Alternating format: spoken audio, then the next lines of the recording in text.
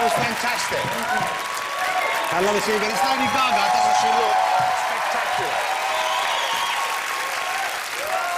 Wow. You've got to love Gaga. You really do push the boat out. Congratulations on these looks. And that actually, that's not a working telephone up there, though, is it? Hello? Hi, Jonathan. How are you? I'm very well. You don't have to use the phone. It's okay. Come here, you cheeky minx. Look what we got you. Thank you. We got you a new teacup to replace the old one. Isn't that nice, ladies and gentlemen? To replace the one that was stolen by me when she came on last time. Look, what an incredible year it's been for you, because when you were on last time, I think people were coming to terms with who you are. They were beginning to enjoy your music, but you were sort of seen as a bit of an oddity. Would that be fair, do you think, back then? I guess so, yes. Yeah. And now, I think they maybe came to wonder what all the fuss was about, and now they love what you do. Oh, thank you. Thank you so much. It must be very satisfying for you. Well, I really love my fans. I really love my fans. And one of the most exciting moments has been, just this past week, I played at the O2 Arena, and it was sold out with the most beautiful, amazing costumes and dancing and sweating and singing, and I just love my fans so much. But that's what the incredible thing is, because I've only seen photographs of this. I'm going to go and see you because you're coming back here in May, I think, for some more dates. But you see people go to the Lady Gaga concerts dressed, not really like you, but you kind of inspire them to become glamorous, I guess, to be... There's some people there. I know that looks like an outtake from Little Britain or something, but that's just a couple there. But people just go crazy, don't they? They really... They're great. And I guess that makes part of the fun of the show. The whole thing is them as well. You won 3 Brits this year. You awarded 3 Brits. You got 2 Grammys. Is that right? Yes, 2. That's incredible. Thank you. He's so nice this year. Well, I was trying to be nice last time. I think you didn't expect me to be quite as good looking or something. What was it? What happened? Yeah, terrifyingly good looking. Yeah, there you go. Thank you. The clothes thing has become such an issue now. Everyone wants to see what you wear next. Everyone loves seeing these outfits. It's like performance art, really, and I'm sure that's partially the intention. Do you ever worry, though, that it will overshadow what you didn't overshadow the music, or is it all much of a oneness? No. I'm going to hang up on you for that because otherwise question. you'll be charged a fortune for that call. It's OK, though. Don't panic. I'm on a friends and family list. I think that for a very long time, I haven't really yet in my generation had sort of a figure that was really an escapist figure for me that I could latch on to and have the fantasy of the music and their life really inspire me. And I guess I've always lived, since I've been in New York writing music, this very sort of art-centric, glamorous life, and it's important to me to always be that for my fans. And the idea of showbiz, Michael Jackson, showbiz, and the sentiments of music and performance. Today, with the media and the way that it is, you see absolutely legendary people taking out their trash.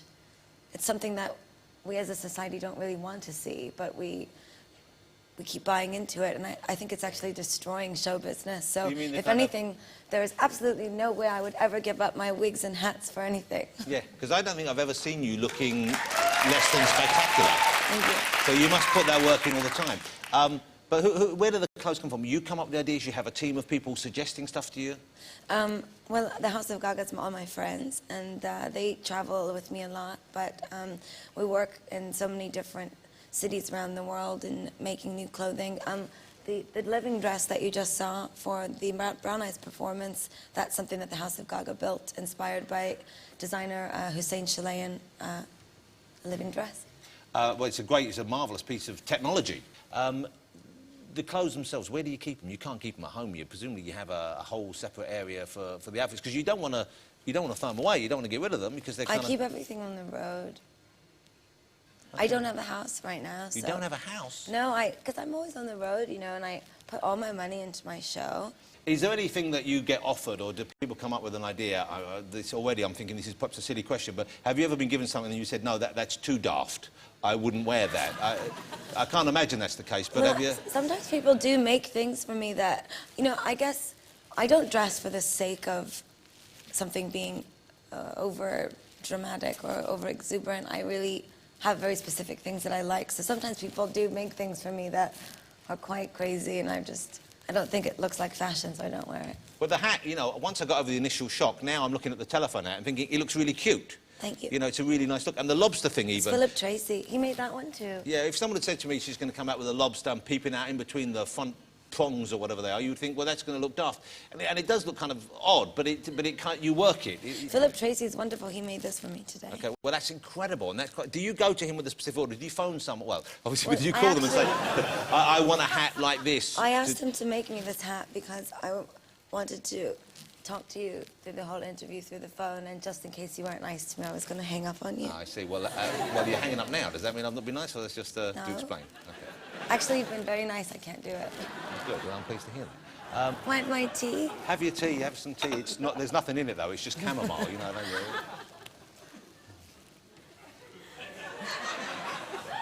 It's interesting, I think, that you're talking about no one inspiring you, but you are now inspiring, I would have thought, the tens of thousands, hundreds of thousands of people to maybe be a bit bolder, to be a bit brasher, to be a bit more adventurous out there. And that must be, I would have thought, what a thrilling thing, because you were inspired and now you in turn can inspire others. Well, you know, in reality, I can't really expect everyone to dress like me, and I actually don't at all. Yeah. That's not really what it's about. It's about be whoever you want to be. It's not about emulating me as a musician or as someone who wears fashion. It's in the show. I look out into the audience, and at the end of the night, I say, if the show is successful, they don't leave connected to me. They leave connected to each other. They've found a bond between one another. I mean, you know, from going to see bands when you were younger. Yeah. It's like you show up and you go and you feel like you're a part of something. Yeah, you feel part of a gang. And in a way, if someone is kind of a very individual performing that way, who not everyone necessarily gets, not everyone understands, you feel closer because of that. You feel like you're really part of a Yes, and I truly was, and I still am in some ways, you know, an outcast from the music industry, because what I do is so different, and I don't really have any friends in the music business. None at all. That's a very. And that's really why, you know, it's when you bring people up like you, don't when they? you bring up people in Britain who are in fashion, they have been the ones that have really been my friends and who have said there is a place for you in the avant-garde world, and we love you, and in that way I felt like I had a place to belong. I get the feeling from you saying that. Did you feel surprised that people in the music industry didn't warm to you then?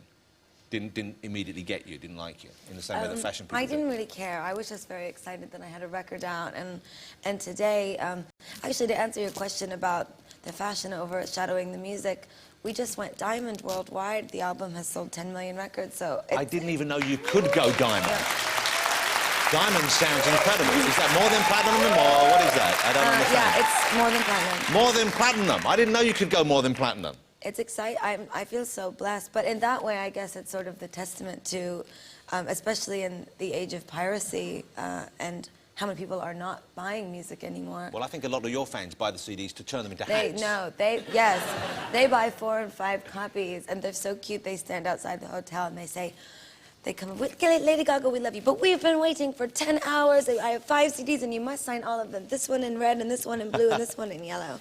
You can, I imagine, we've talked about you making the effort whenever possible, but you could sneak out kind of undercover in slobby clothes and they wouldn't know it was you. Listen, I promise you, first of all, I don't wear slobby clothes. I bet you, come on. Gaga. Listen, now for 1 second.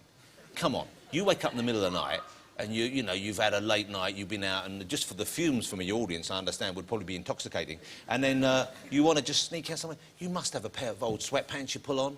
A vest. If you're watching TV, have you been tempted by a slanket? Don't do that. No. Look, I'm imagining. Have a look at that. What do you think? Do you think you could?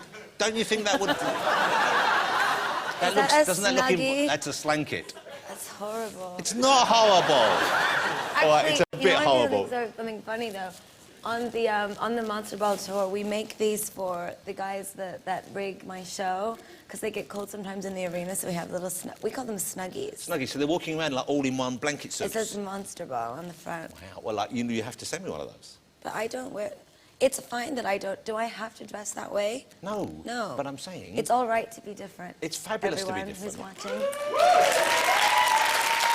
You know I'm not saying, but I'm thinking I would like to see, could you conceive of coming on here one time and just show us just maybe sneak out for a second at the end and wave, just wearing whatever you normally wear when you've fallen out of bed? I look impossibly fresh when I fall out of bed. But I would say this, that I would rather die than have my fans not see me in a pair of high heels. well, And that's showbiz. that's a mission statement. Let me ask you about, can I ask you about your personal life? Hello? Well, OK, I won't push it, but I was just curious as to whether or not there is, at the moment, a Lord Gaga.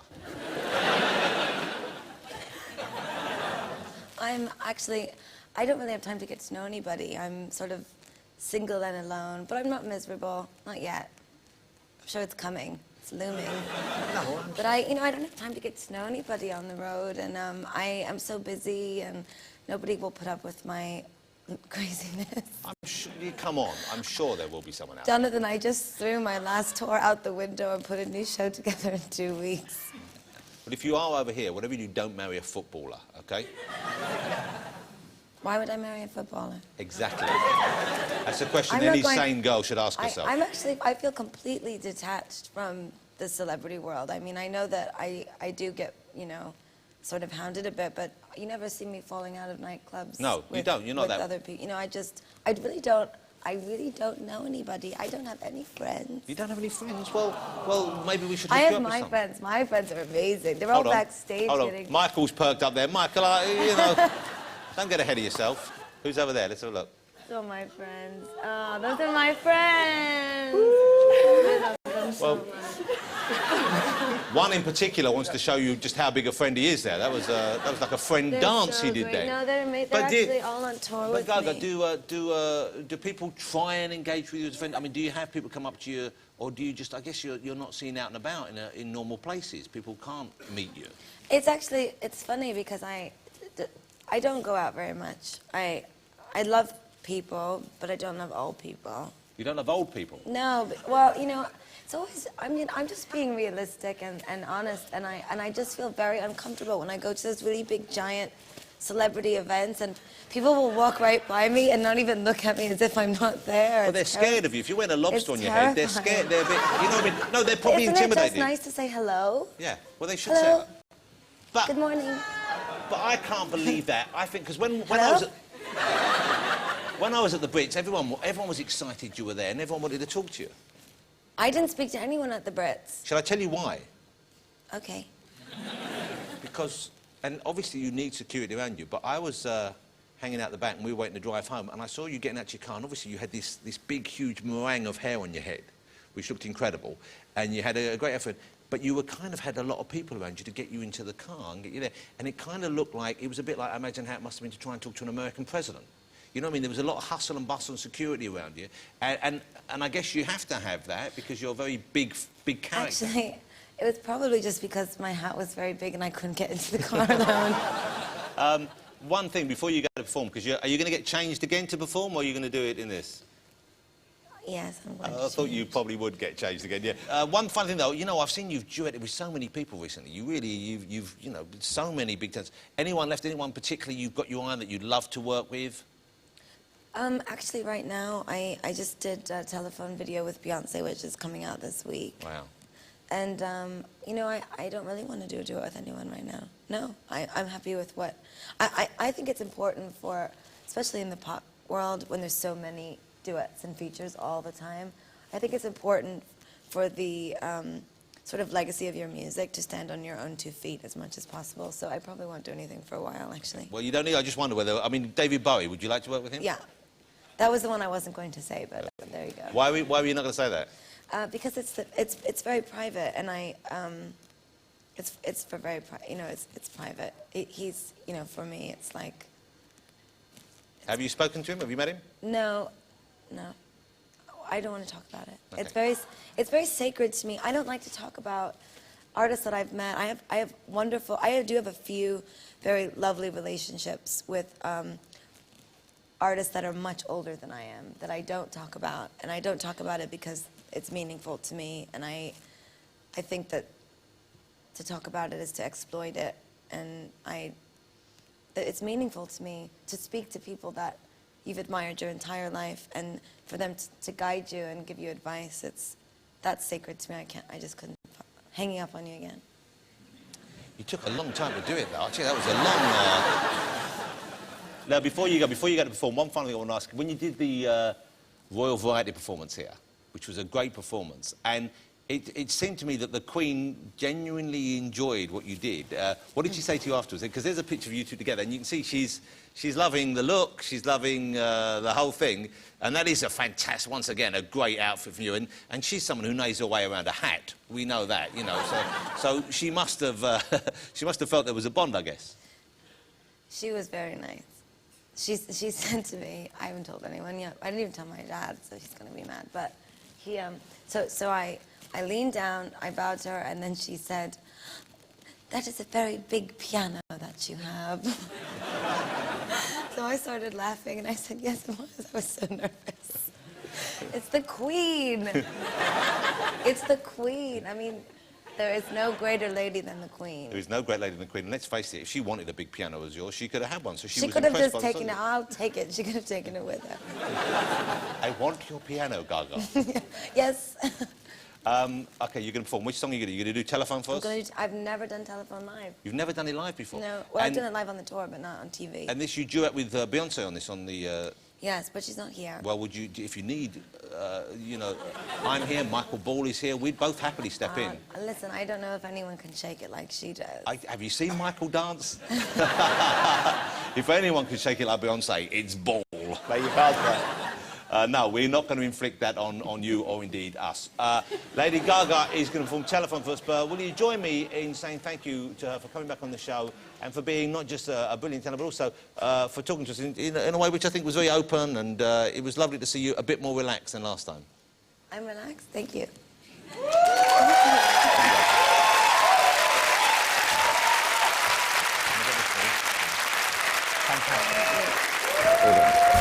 Lady Gaga, ladies and gentlemen.